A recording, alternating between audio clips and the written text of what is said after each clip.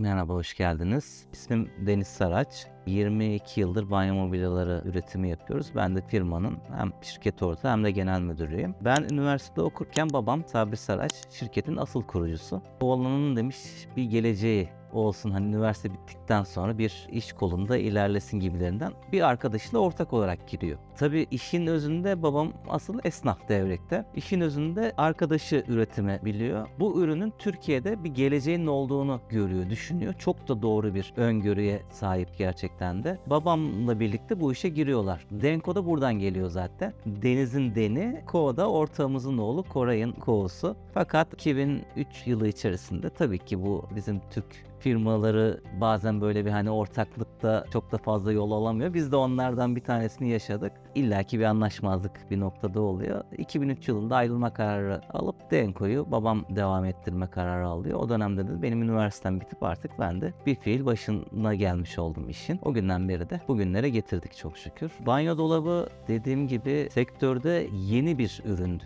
girdiğimiz zaman. Ama bugün baktığımız zaman aslında hala yeniliğini koruyor. Bakın 21 yıl olmuş. Hatta 22 yıl bizim sektöre gireli. Hala banyo mobilyası Türkiye'de bir ihtiyaç olarak devam ediyor. Daha da devam edecektir diye düşünüyorum. Çok teşekkür ederim bize kendimizi anlatma fırsatı oluşturduğunuz için. Banyo mobilyası bu ürünü ilk başladığımızda çok standart şekilde ilerliyordu. Hani bir lavabo, altında dolap, üstünde dolap olsun bana yeter diyordu müşterilerimiz ama zaman geçtikçe iş artık tasarım noktasına doğru gitti. O yüzden şu an farklı ölçüler, farklı modeller, hatta farklı renklerde banyo mobilyaları talepleri oluyor müşterilerimizin. Biz de bunların hepsini karşılamaya çalışıyoruz. Hatta sizden önce burada bir toplantım vardı. Ankara'dan Türk Patent Enstitüsü'nden arkadaşlarla bir toplantı yaptık. Onlara da ben şunu hatırlattım. Hani tasarımla ilgili bir konu geçmişti. Tasarımdaki en önemli nokta benim için kullanışlıktır dedim. Gerçekten öyle. Yani evet bir şeyi tasarlayabiliriz. Yani banyo mobilyasını 1000 farklı kombinasyonda tasarlayabiliriz ama için içinde kullanış olmadıktan sonra maalesef müşterilerimizden bunun talebini göremiyoruz. Ama tasarımla kullanışlılığı bir araya getirirsek eğer işte o zaman banyo mobilyasının talebi çok daha uzun bir süre olabiliyor. Daha çok ne tür banyo mobilyaları tercih ediliyor diye soruyorsanız eğer lake boyalı banyo mobilyaları diyebilirim. Çünkü biz bu işe başladığımızda zaten hedefimizde şunu yaptık, kalitemizden asla ödün vermeyeceğiz. Piyasada da nasıl bir adım öne çıktık? Boyalı ürünlerimizdeki o yapım aşamalarını. Yani lake dediğimiz banyo mobilyalarını biz hani MDF'yi kestik, astarını attık, zımparasını attık, lakesini attık değil. Biz bunun üstüne 2 kat astar, 3 kat son kat lakesini yaparak müşterilerimize sunuyoruz ki bu banyodaki kullanım süresini çok daha fazla arttırıyor. Bu da ne oluyor? Sizin kalitenizi piyasada göstermiş oluyor. Çok şükür 22 yıldır da bu kaliteyle devam ediyoruz. Daha da devam etmeyi düşünüyoruz. Hatta düşünmekten değil asla vazgeçmiyoruz. Kataloğumuzda yaklaşık 80'e yakın banyo mobilyası ürünlerimiz var. Bunlar tabii ebat değişiyor. Kimisinde çekmece oluyor, kimisinde kapak oluyor, kimisinde açık raf oluyor.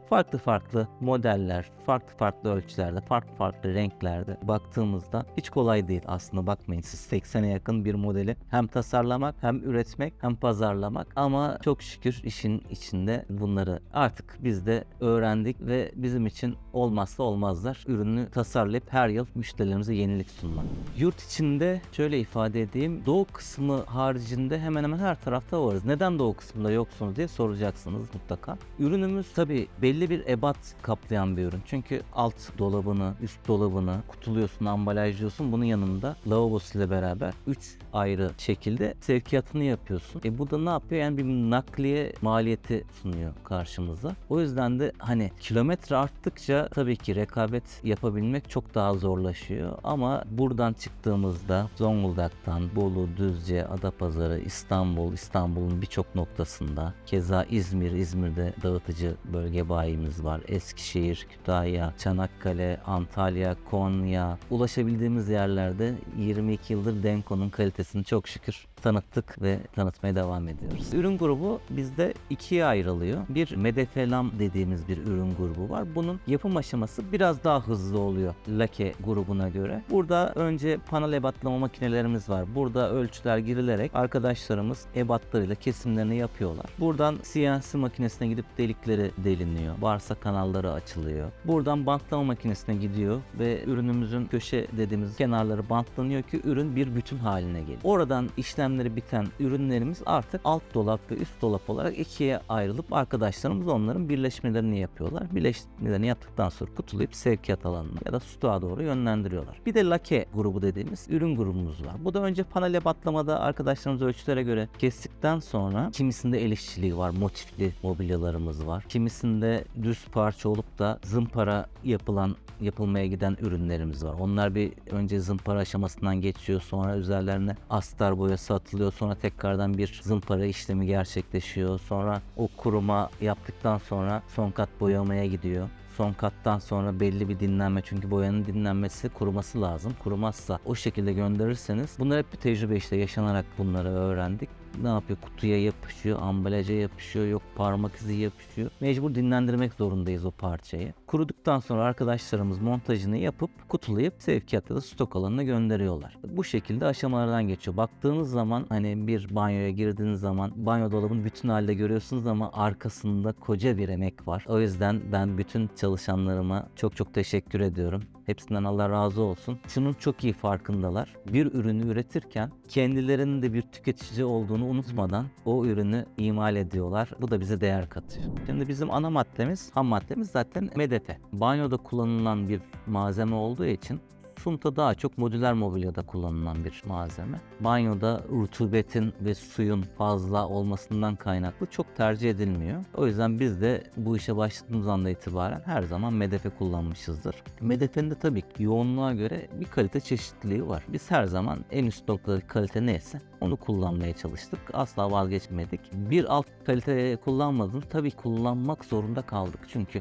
bu ürünü, medefeyi biz üretmiyoruz. Keşke hani bölgemizde, Zonguldak bölgemiz ağaca çok dayalı bir ilimiz. Keşke bizim buralarda bir medefe üreticisi olsa ya da zaman içerisinde keşke biz de bu alana yönelebilsek. Bazen bunun sıkıntılarını yaşıyoruz medefe bulmakta. Özellikle pandemi döneminde biz ürün bulmakta çok zorlandık. Ama her zaman tercihimiz birinci sınıf medefedir. Bunun yanında lavabo yine dışarıdan aldığımız bir ürün grubudur. Onda da asla ekstra kalite dediğimiz kaliteden ödün vermeyiz. Çünkü o da mobilyanın üstünde bir sağlık gerecidir. Suyun aktığı bölümdür orası. Orada müşterilerimiz ellerini, yüzlerini yıkıyorlar. O kısımda asla kaliteden taviz veremeyiz. Çünkü sağlık söz konusu. Bunun dışında dediğim gibi boya yine önemli ham maddelerimizden bir tanesi. Bunda da iyi bir tedarikçimiz var. Bize özgü, banyo mobilyası üreticilerine özgü çalışmalar yapıyorlar. Çünkü her boyayı kullanamaz.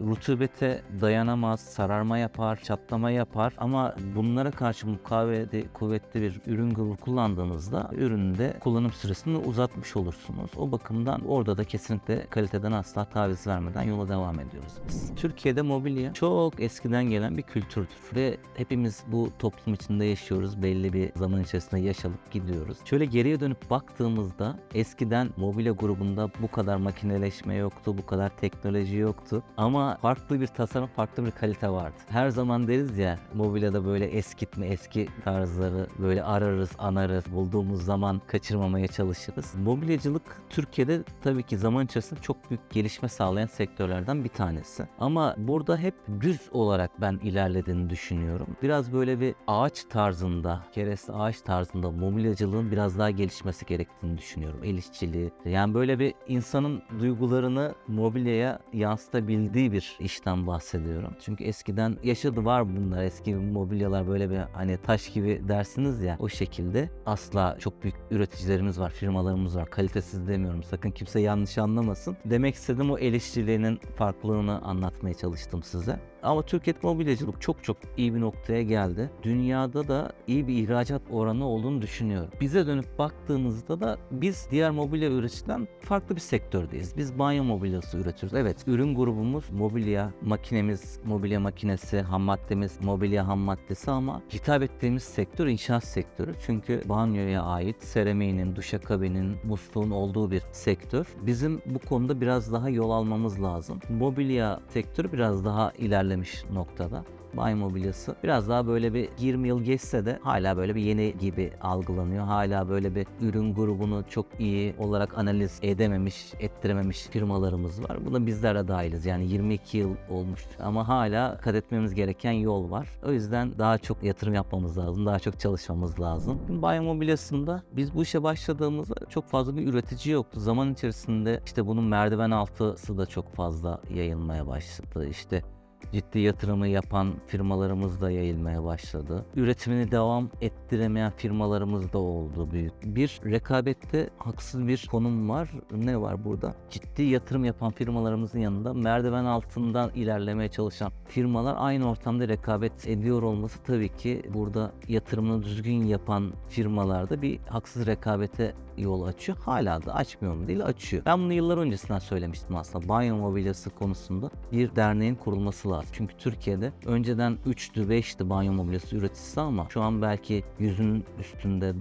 belki daha fazladır Türkiye çapında. Bizim kendi bölgemizde bile bu işe ilk başlayan biziz. Sadece Çaycı Morgan Sanayi Bölgesi'nde 4 ya da 5 olduk banyo mobilyası üreten. Burada ortak hareket edilse, şahsi olarak firmaya menfaat demiyorum. Bu tamamen sektörün menfaati açısından. Şahsi hareket edilse çok daha düzgün bir işler hale gelir diye düşünüyorum. Bunun dışında yaklaşık bir 15-16 ülkeye ihracatımız var. Ülkeye katma değer katmak çok onurlu bir davranış. Çok güzel bir duygu. Gerçekten de yani ben ilk ihracatımızı yaptığımızda hani ona para kazanmak olarak bakmadım. Ülkeye bir katma değer kattık. Yani babamın şu lafını hiç unutmuyorum. Ben her zaman kulağımda bir küpedir. Esnaflık yapmış. Kazandığını kenarda tutmamış, yatırım yapmış. Bunu üretime çevirmiş. Ve bir gün fabrika içerisinde bir misafirini dolaştırırken ben de yanındaydım. Benim para kazanmaya ihtiyacım yoktu bu saatten sonra. Ama buradan insanların evlerine ekmek götürmesi beni o kadar çok mutlu ediyor ki, onurlandırıyor ki. Yani bunu anlatabilmek de çok zor demişti. Bunun zaman içerisinde ben de yaşayarak gördüm. Gerçekten de ülkeye istihdam sağlayabilmek, ülkeye katma değer katabilmek çok büyük bir onur. Bu onuru da yaşadığımız için de çok şanslı olduğumu hissediyorum. Ve bunun için de var gücümüzle çalışmaya devam edeceğimizi söylemek istiyorum. Bunun yanında bir de yapı market kısmımız var. Koçtaş Yapı Market'te çalışıyoruz. Yine Antalya'da bir yapı marketimiz var, onunla çalışıyoruz. Yani satış ağımızı biz 3'e ayırıyoruz. İç piyasa, dış piyasa, ihracat ve yapı market. Bu şekilde çok şükür güzel yol alıyoruz. Artık oturmuş bir müşteri portföyümüz var. Maille siparişleri arkadaşlarımız alıyorlar. Üretime veriyorlar. Bir üretim ve sevkiyat planı yapıyorlar. Sevkiyat planı yaparken eğer stoğumuzda varsa zaten onu hemen sevkiyat planına dahil ediyorlar. Eğer yoksa ki hemen üretim planının programını yapıp sevkiyat planı yapıyoruz.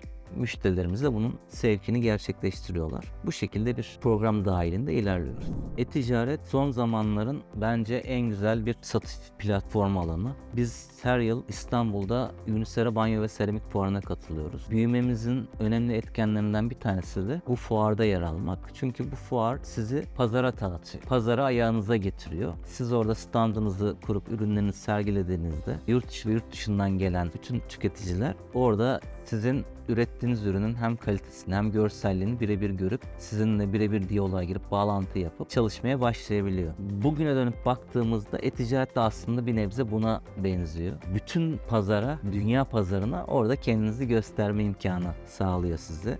E-ticaretle Denko'yu nasıl ilişkilendiririz diye soruyorsanız da direkt e-ticaretin içinde olan bir firma değiliz. Neden değiliz? E-ticaret yapan müşterilerimiz, bayilerimiz var. Biz bunlara destek olarak normal yurt içi yapı market, yurt dışı müşterimiz neyse biz ürün gruplarımızı onlara gönderiyoruz. Onlar o platformda, onun çünkü ayrı bir nakliye çalışması var. Çünkü biz buradan kendi kamyonlarımıza gönderiyoruz ama o farklı bir nakliye firmasında kargo ile gideceği için onlar o nakliye şeylerini yapıyorlar ve nihai müşteriye ulaştırıyorlar. Biz direkt birebir girersek kendi müşterimin rakibi olmuş olur. O yüzden bizim desteğimiz onlara oluyor. O şekilde e-ticaret platformuna destek sağlamış oluyoruz. Ama kesinlikle ben küçük ya da büyük herkesin e-ticarete yönlenmesini tavsiye ediyorum. Net3 Market fikri gerçekten harika bir fikir olmuş. Öncelikle bunun için sizleri tebrik etmek istiyorum. Yani bir yolda ilerleyebilmek için tek başınıza da yürüyebilirsiniz ama yanınızda bir yaren, bir yol arkadaşı, hatta arkanızda rüzgar olduğu zaman çok daha güzel yol alırsınız. Ben Net3 Market'i de bir yol arkadaşı olarak görüyorum ve çok daha güzel yollar açacağına inanıyorum. Ahşap konusunda özellikle buna çok ihtiyaç var. Çok doğru bir yatırım yatırım, çok doğru bir düşünce olmuş. Bunu anlatabilmek önemli olan. Ben araştırdım, okudum, anladım ama herkesin de